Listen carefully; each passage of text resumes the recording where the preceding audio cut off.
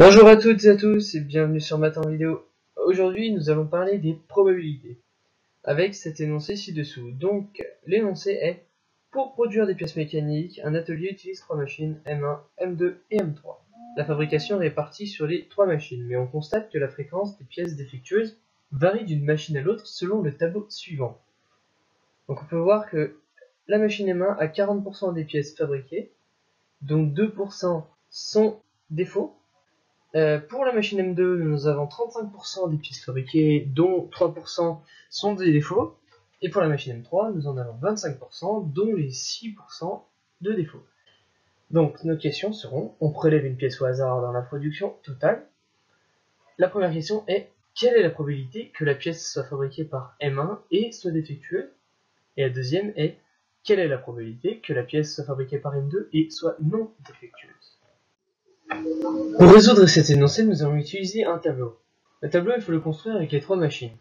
Donc nous avons déjà 3 colonnes de base qui sont M1, M2, M3, avec une colonne totale, et ensuite nous voyons les pièces avec défaut, sans défaut, et le total de toutes ces pièces. Donc pour le remplir, nous voyons que M1 a 40% des pièces fabriquées. Donc on peut remplir le total de M1, qui est de 40.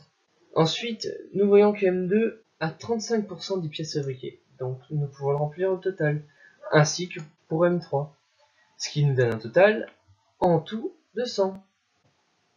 Ensuite, nous pouvons savoir que M1 a des défauts de 2% des 40%.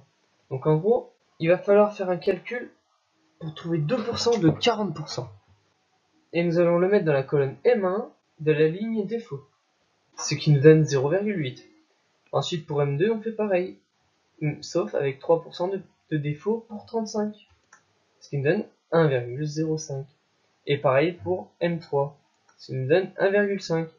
Et le total est de 3,35.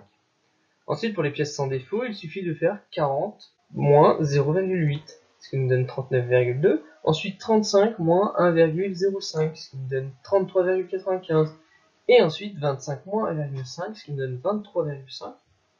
Et ensuite 100 moins 3,35, qui nous donne 96,65. Voilà, nous avons nos tableaux remplis.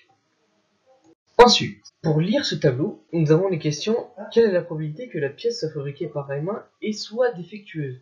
Donc qu'elle soit fabriquée par M1 et défectueuse, donc les deux. Pour ça, du coup, on regarde le tableau et on essaie de trouver lui, 0,8, car il est dans la ligne défaut et dans la colonne M1. Donc, ce qui veut dire que la pièce est fabriquée par M1 et est défectueuse.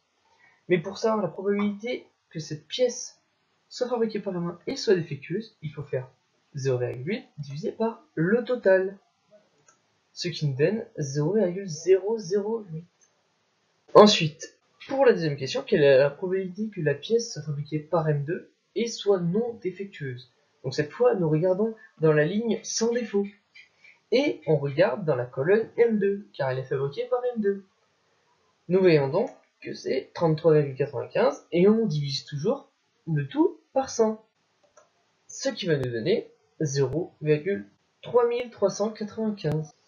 Donc, merci d'avoir écouté, abonnez-vous à la chaîne, et à bientôt. Au revoir.